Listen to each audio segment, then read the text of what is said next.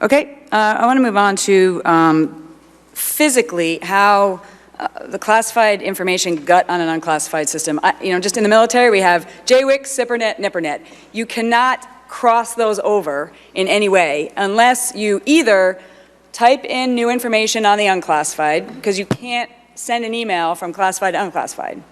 I'm sure it's the same in the State Department. So you either need to type a new email with the markings on it, right? Those that were marked classified, which you said there were 3.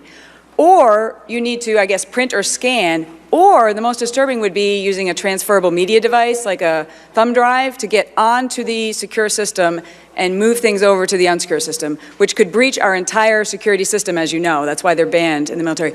How, from your investigation, how did this classified information get moved over out of those 3 options?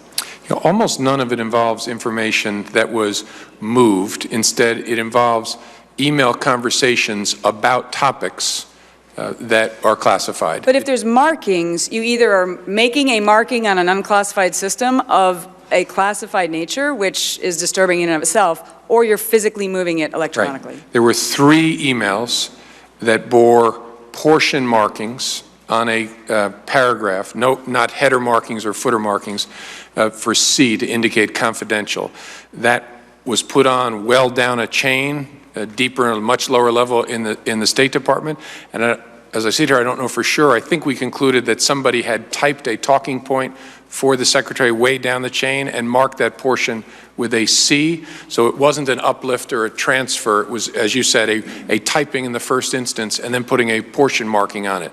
But to be clear, it was just the portion that was marked, not the document. But still, on the unclassified system, they're allowed to be transmitting confidential information? No, because confidential information is classified, top secret, right. Secret, confidential. Exactly. So they had to have actually typed confidential on an email chain, or they used transferable media. Yeah, we have no indication of transferable media.